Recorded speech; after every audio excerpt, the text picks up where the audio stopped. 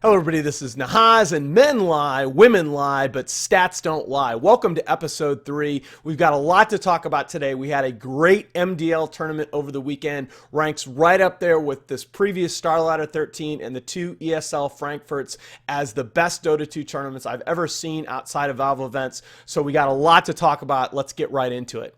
The story of this tournament, absolutely Earth Spirit, went 24-5 during this event, almost an 83% win rate. And this is something that I was wondering about during the event. K-Poptosis actually tweeted about this. So Knoxville was kind enough to run some numbers for me. And what we did is we looked at all heroes that had 20 or more appearances in a single pro Dota 2 event. And this goes all the way back to before TI2. And it turns out of all of those heroes, only one of them, Vengeful Spirit, who happened to go 19-2 during the D2L Season 5 qualifiers, had a better win percentage than Earth Spirit did this last weekend at MarsTV. And what's more, the really incredible thing that I think about this list is if you look at the names of the events, really MarsTV is the only LAN-only event on this list, and it's the only really Tier 1 caliber event on this list. For a hero like this to dominate in this fashion at extremely high level play at a LAN event where you see the meta evolve so quickly, to me is absolutely remarkable. I don't think you're going to see this anytime soon again, because I think Ice Frog is about to hit this hero a little bit with the Nerf bat. But the other two heroes that I think played a big role in this tournament and are going to come up a little later on are going to be Invoker and Chen. Invoker was only 17-20 at this event. Maybe we would have expected a step backward given the slight nerf that he got in 6.83D, that agi gain at the beginning of the game. I think maybe I underestimated a little bit what that would do to Invoker's starting game, his laning phase. But really, to me, the important thing isn't the overall record. It's what happened to Western teams. Western teams were only 11-15 with Invoker. So most of these Invoker picks were coming from the West, and a lot of what we were seeing in terms of Western teams in their draft were first phase Invoker picks getting really punished by the Chinese teams. I think the Chinese Invoker never really disappeared from the Eastern meta the way it did for a long time for the West before the two spell changes brought the hero back. And I think the Chinese teams were really ready to counter those first phase Invoker picks a little bit better than some of the Western teams. The other thing that I think it's important to point out is that when you have one dominant hero like an Earth Spirit, this is a similar phenomenon to what you see in other formats like Captain's Draft. Captain's Draft, because the hero pool is so limited and some of the natural counters to certain heroes are going to be absent from a given draft, you see first pick really have a very high win rate. A similar thing happened at this tournament. First pick had a 60% overall win rate, and when you look at games in which EG and EHOME, the top two teams in the tournament, participated, first pick had almost a 72% win rate in those games. Really, those two teams were able to exploit the fact that when you were second pick, you almost had to ban Earth Spirit, and then to go along with that, a lot of the time you'd also have to ban Faceless Void, and that just sets you up for a huge strategic advantage. We'll talk about some of those specific drafting examples a little later on. So the biggest question that I think comes out of this team-wise is about EHOME, because a lot of people coming into this tournament thought EHOME might be a little bit overrated. Certainly after what we've seen this last weekend, you have to ask, are EHOME going to be the favorites in Shanghai? And quite simply, if Shanghai started tomorrow, yeah, my answer would be yes, clearly.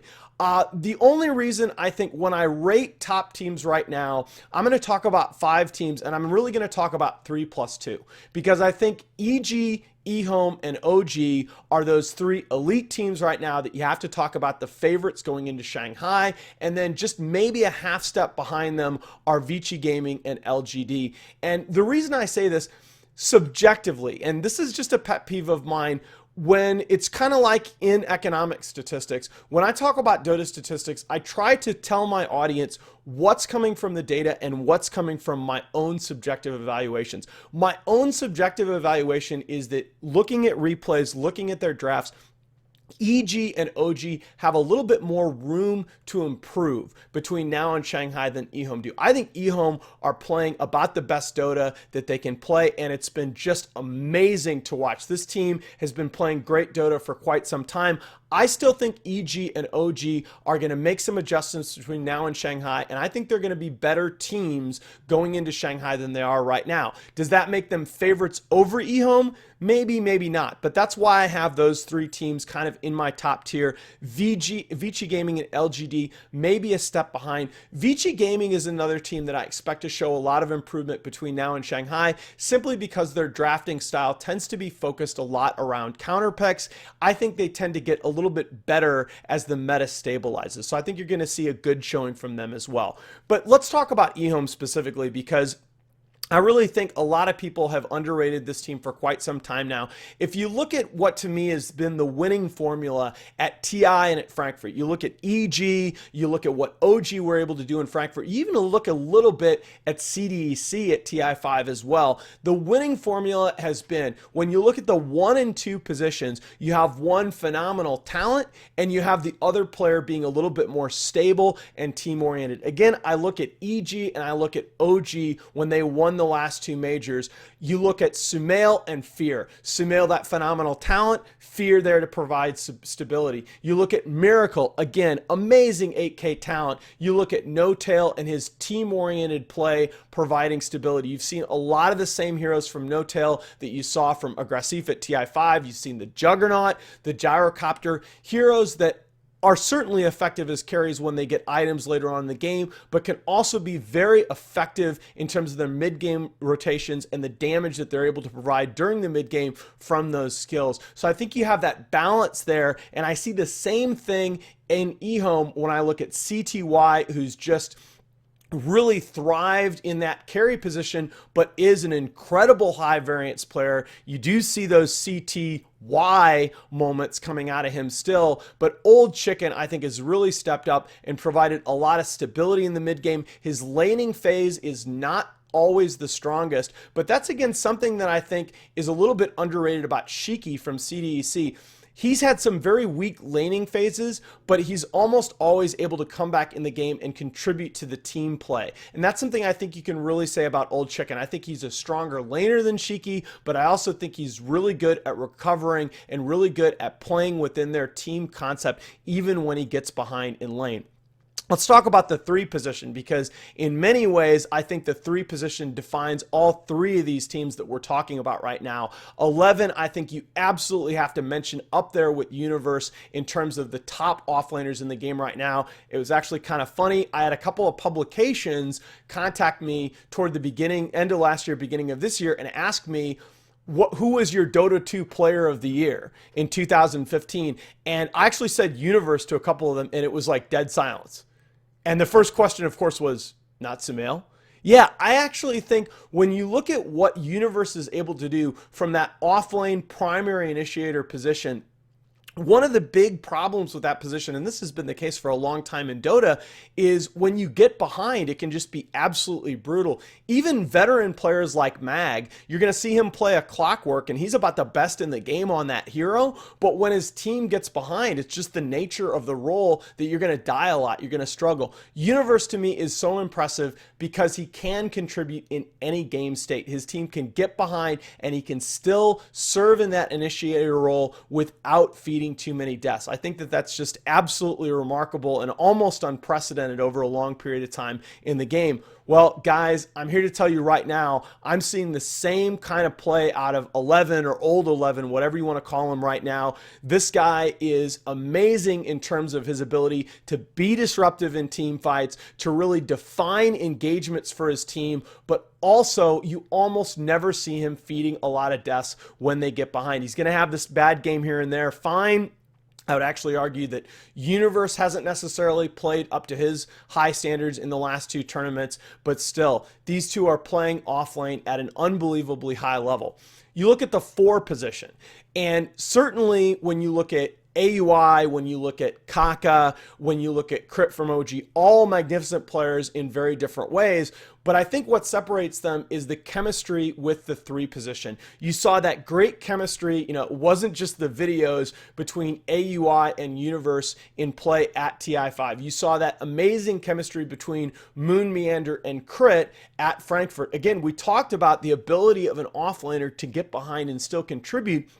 A lot of that comes because of that synergy with the 4 position. I felt like there were a number of games in Frankfurt. Moon Meander had some amazing games. He also had some games where he struggled at times during the early and mid game, and Crit was really able to pick him up, was able to take over some of the slack in that initiating role, was able to support that off-lane position when they maybe had some bad initiations. I just thought that that was one of the key aspects to their team. And of course, when you talk about Crit and Kaka both, their ability to play Earth Spirit and win with that hero, obviously going to help you a lot in these events. And then when you talk about the 5 position, I think Lanham, PPD, and you talk about Fly, tremendously underrated as veteran leaders, consistency, true students of the game. I know technically speaking with EHOME, you've got the drafting handled by Old Chicken, but when I look at how Lanham is playing in these games, he's providing that same kind of stability, and he's making the team, even if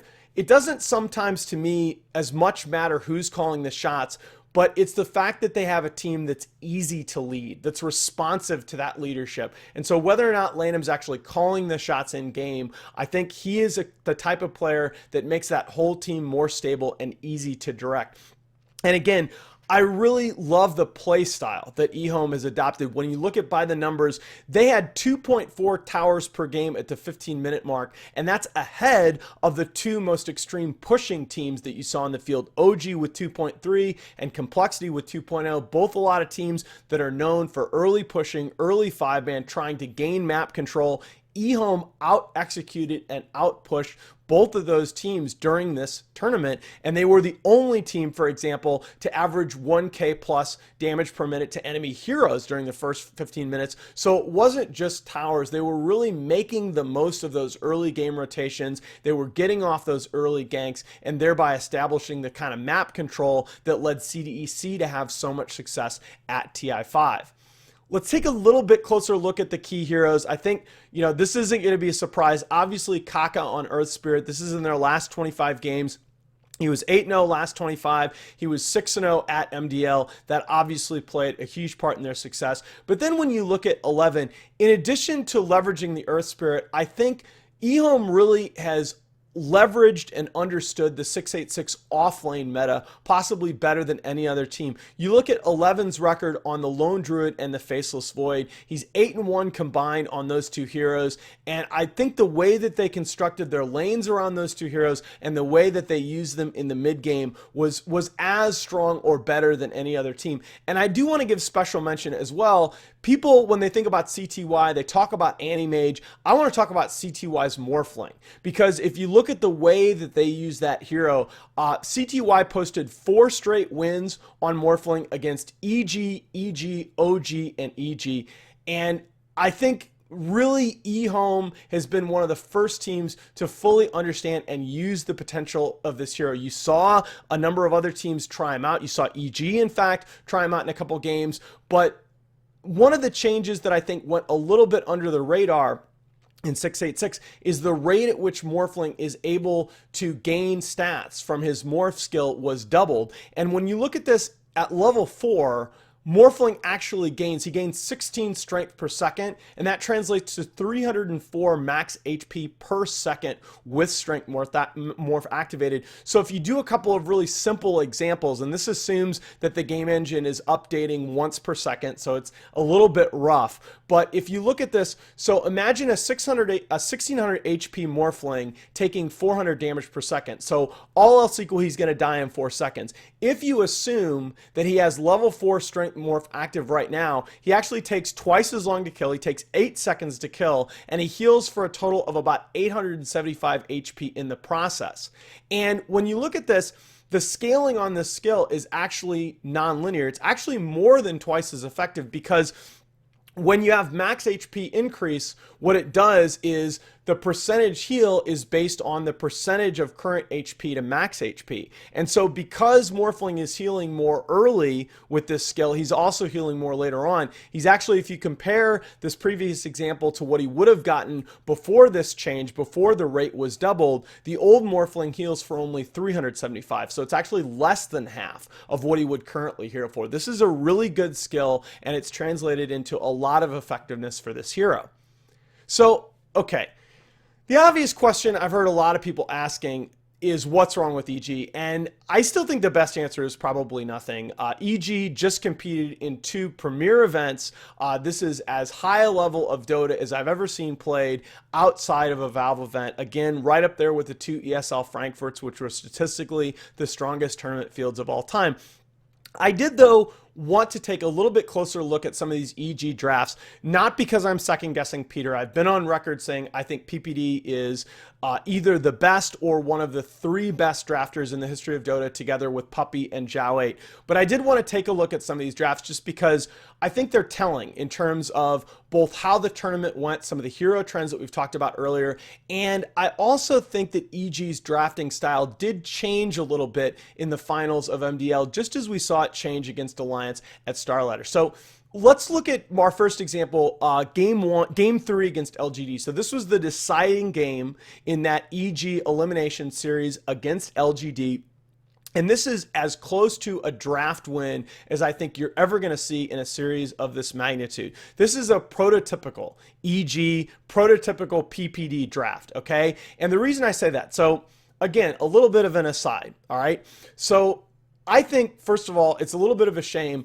The only 3 LAN events where I've had any control over the graphics that go on the screen have been the first 2 MLG events and ESL Frankfurt that I did. And that's a little bit of a shame because I think so much of high-level drafting is decided early on. It's decided in the first couple of bans and the first couple of picks. And Peter, I think, is the best in the game at doing this. I think his draft opens are easily the best I've ever seen.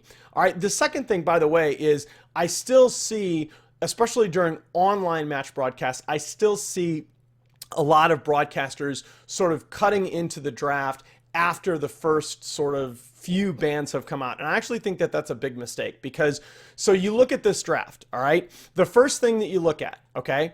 I'll set the table by saying that, some of my animations are a little off here. That's fine. I'll set the table by saying that if you look at all 3 of these drafts, Radiant happened to have first pick. And in all 3 of these drafts, the Dire Side team, the second pick team, felt that they had to ban Earth Spirit and Faceless Void. That's something that we brought up earlier, that when you have one hero that's so dominant in a given meta, it can mean an advantage toward first pick. But in this specific draft, look at EG's open. So first of all, this is Peter all the way having done his homework. First of all, Peter knows that coming into this series, LGD had been 14-2 in 6.86 when ROTK was on the Darkseer. They were only 20-13 when ROTK was on any other hero. And we just said ROTK had 14 wins on Darkseer. He had no more than 3 wins on any specific hero other than that. So Peter first bans the Darkseer right away and then follows it up with that Night Stalker ban, again with Earth Spirit already off the table. LGD had really been favoring the more aggressive 4-position play support heroes for DDC, and so we're going to take another of them away with the Night Stalker. And then the Vengeful Spirit open is certainly no surprise. EG, in the last 2 days of the tournament, they had 5 times where they had first pick, and 4 out of the 5 they chose Vengeful Spirit. So no surprise there. Obviously very strong hero during the tournament, and we're able to get, because LGD turns around and responds with both the Invoker and the Spirit Breaker, again, first stage Invoker, something that we talked about being punished. First stage Spirit Breaker was something that LGD probably felt forced into because the Earth Spirit and the Night Stalker were already off the table for DDC. We're able, as Evil Geniuses,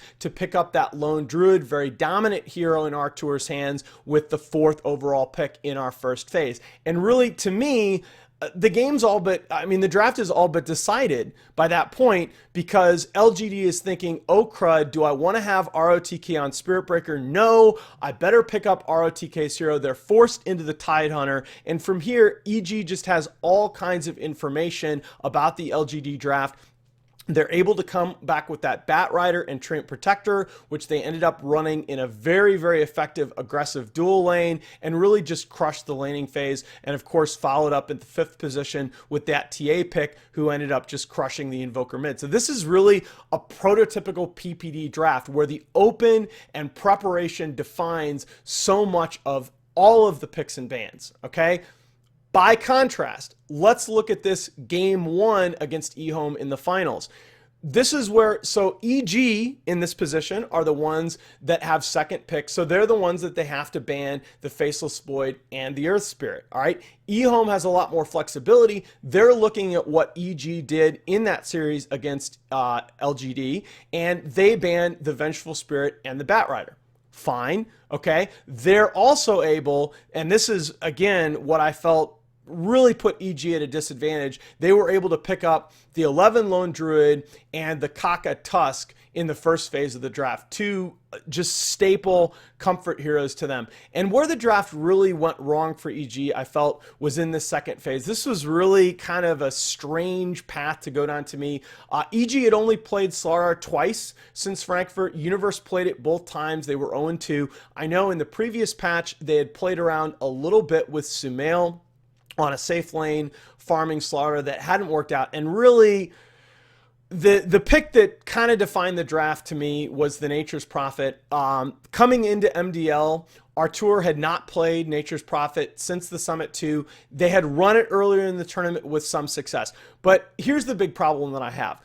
A lot of the value in high-tier drafting to picks like the Slara and the Nature's Prophet, especially when you have players like EG, is deception, okay? There's no deception value to these picks anymore once the Invoker is already on the table. So not only had first phase Invoker been getting punished throughout the event, especially by Western teams, but because you know Sumail is going to play Invoker, when you see the Slaughter and the Nature's Prophet as EHOME, you no longer really have any doubt who's going to be playing those heroes, and you have a pretty good idea of what the lanes are going to look like. And you can even see they were really confident in terms of banning the Universe Tidehunter going into that second phase. They kind of knew Sumail was going to be mid. They knew whose hero pool they needed to limit. So this is just, again, by contrast to the previous draft, it's a really tough situation for EG. I wanted to look at game 2 as well, because in game 1, obviously EG were put at a little bit of a disadvantage by not having that first pick. Let's look at a situation in the second game where they do have first pick. So they're the ones, EHOME now has to ban out the Earth Spirit and the Faceless Void, and EG chooses to ban the Death Prophet, which is fine. Old Chicken had been playing that hero a lot and looking pretty good on it mid. But then they choose to ban the Visage, which is really, really strange. If you look at the first draft we were talking about against LGD, they banned Visage in that draft too, but they banned it in the second phase. And one of the principles when you talk about draft valuation, second phase bans are just so much less important from a valuation perspective than first phase bans. This first phase Visage ban was very strange. EHOME had not picked that hero at all in their last 50 games coming into this match. I should hedge that a little bit. Because of some ticketing problems, there are a couple of drafts where I think there are 1 or 2 drafts where the records might have gotten lost, so I'm not 100% sure. But of the data we have, Visage does not show up for EHOME at all in 50 games coming into this. And then they pick the Bat Rider. And this to me, again, you know, we talk about Vengeful Spirit being a counter to the Bat Rider. We talk about Vengeful Spirit being an enabler in terms of letting you pick the Bat Rider yourself. But it was just a little bit weird. To me, it looked like this might have been a response to it getting banned first phase in the previous draft, that, oh, they don't want to play against the Bat Rider, let's maybe pick it first phase. But this had not been a hero that EG had a lot of success with. This had been, coming into the series, I think Sumail was 2-2 on it, and Universe was 1-2 on it over their last 25 games. So they'd picked it a few times, not had that great success, and it just felt a little bit awkward here. EHOME assumed that it was going to be a Sumail Bat Rider in the mid lane, and you can tell that because their next 2 bans, they came right back with the Tidehunter and the Darkseer ban. So obviously they were banning Universe heroes. Certainly I don't have a problem with the Undying pick, but because they were assuming that they were going to be facing a Sumail Bat Rider, they came back with the Invoker pick second phase. okay? And that might not seem like a great pick. It's not like Invoker necessarily crushes Batrider 1v1, especially when you're talking about potentially a Sumail Bat. But then, of course, along comes the Abaddon pick. And this is, look, it is totally unfair of me to pick on Peter for falling for the Abaddon pick, okay? Because any other drafter in the game is probably going to fall for this. But again, this is me holding EG to a higher standard, because we should remember what EHOME was able to do against Vega Squadron at Frankfurt with this Abaddon pick. EHOME picked up Abaddon for Lanham in 2 straight games against Vega at Frankfurt, and it just destroyed them. It completely destroyed their game plan. And all of a sudden, the Abaddon's on the table. Batrider is pretty much neutralized completely. You got to start talking about, do you still want Sumail on that bat if you were even thinking about that direction to begin with? And then the hammer gets dropped in the last pick. You get the Weaver pick. All of a sudden, without the lasso from the Batrider, you don't have enough. You don't have nearly enough lockdown to deal with the Weaver, and you're sort of forced into this somewhat awkward 5th pick puck in an effort to get that silence, to have some degree of control over the Weaver pick. So again, I don't want people to take this as second guessing EG. I want people to take this as, for 2 straight tournaments, you're talking about them having gone 0-5 in the grand finals of 2 straight major tournaments. They played amazingly well to get there. They drafted amazingly well to get there. I actually thought up until the grand finals in both Starladder and in MDL, EG's drafts were probably the strongest of any team in the tournament.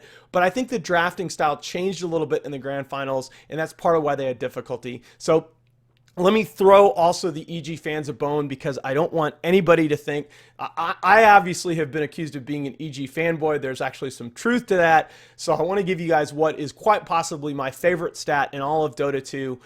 If you look back to May 2014, so you look back to the Summit 1, EG are 29-5 in best of 3 LAN series before the grand final. So this is either single elimination or losers bracket series where elimination is on the line.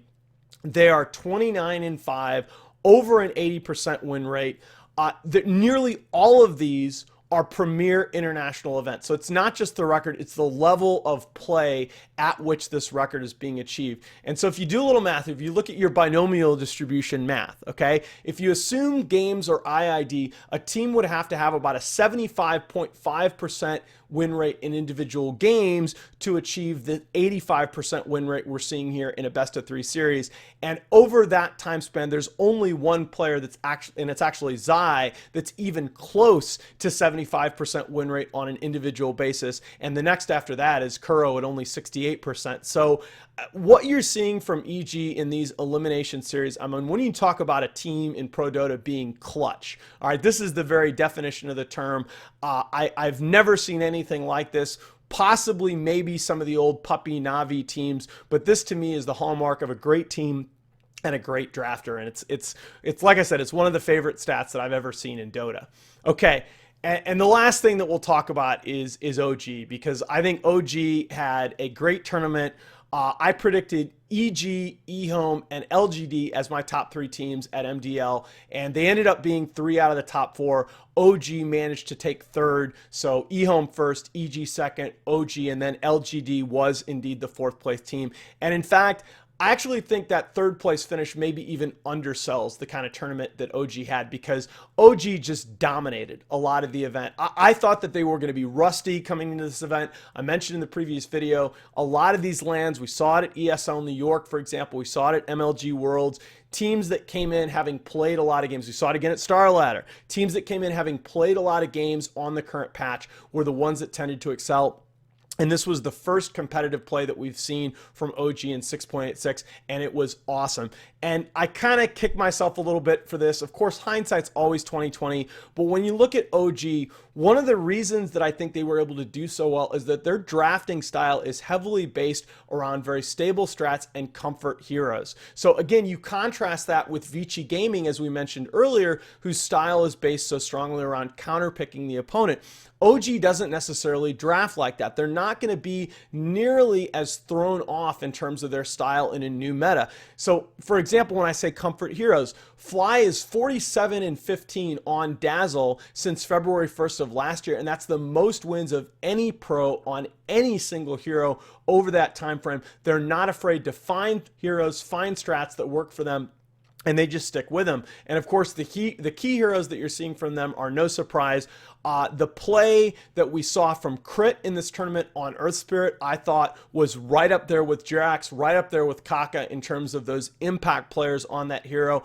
Miracle has been 5-2 on Invoker in this patch. I thought he's looked very, very good on that particular hero. He was kind of the exception to the rule that I was talking about with the Western teams getting punished for their early Invoker picks. And of course, Fly already laying his claim to Vengeful Spirit being a signature hero. He had one particular game where I think he had the biggest hero damage output on the opposing team was 10k, and Fly had that much as a Vengeful Spirit. So I thought that his positioning on that hero and the way he was able to leverage that hero's strengths was really amazing. The other thing, and again, this is not intended so much as an excuse as it is to back up what I said a little earlier in the video about I think the Dota that we saw from OG in this tournament, as good as it was, I don't think that they've hit their ceiling by any means. It was the first tournament they played in 686, and per their manager, at least 2 of their players were severely ill during this tournament, and in at least one case, the worst part of the illness came during that series loss to OG. So I really do think OG had a great tournament. Maybe they still lose to EG even if they're healthy. Obviously, EG up until that grand final played some great Dota as well. But you know, this team, in my opinion, belongs up there with EG, belongs up there with EHOME as our tier 1 picks going into Shanghai. We have a lot of Dota to be played between now and then. You're going to see the meta evolve. You're going to see at least one more balance change, I think. And there are a lot more issues that we can talk about right now. I do think you're going to see Chen fall off a little bit. I think you're going to see, similarly to what happened in 6.85 with Doom, happen with Chen. But I've already talked enough. We'll save that for next week's video. For now, this was an amazing tournament. We have some absolutely incredible teams out there. Shanghai is going to be awesome. Stay tuned, guys, and I will talk to you soon.